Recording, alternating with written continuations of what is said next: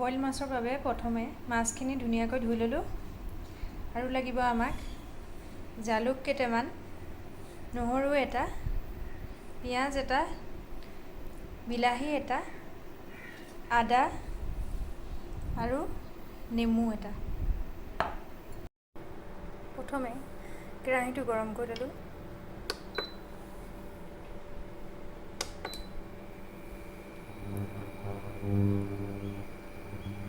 গৰম কৰাৰ পাছত মাছ দিলোঁ। মাছকেইটা চেকি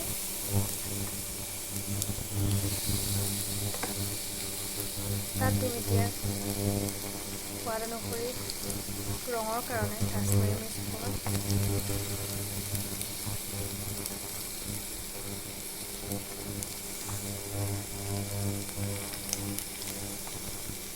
নিমখ,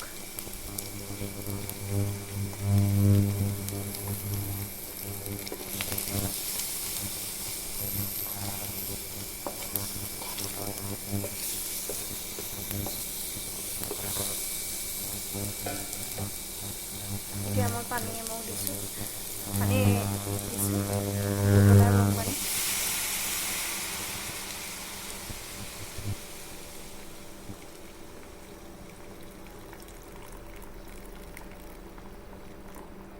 আধা মগ দিছোঁ। এতিয়া তাত দিম আমি কাটি লোৱা বিলাহী,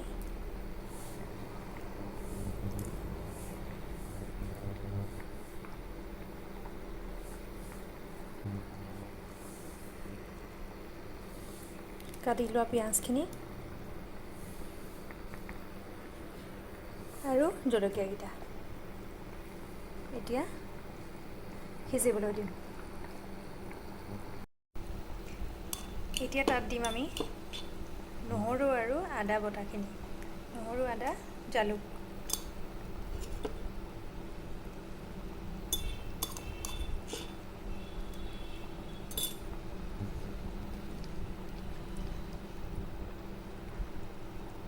নহৰু আৰু আদাখিনি চেণ্ট ওলাব।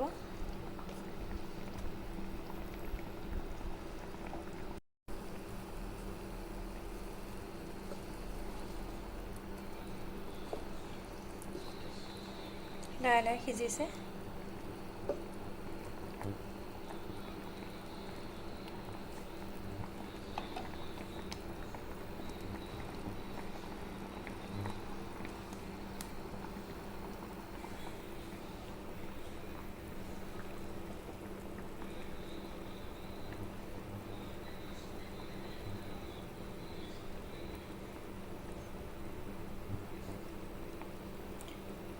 পোন্ধৰ মিনিট ভালদৰে সিজিবলৈ দিছোঁ। লাহে লাহে হৈ গৈছে আমাৰ বইল মাছখিনি। এতিয়া আমি তাত দিম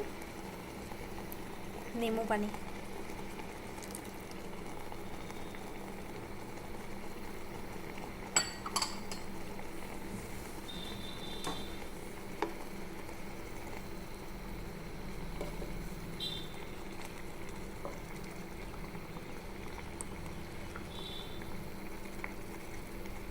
চাওকচোন কি ধুনীয়াকৈ সিজিছে।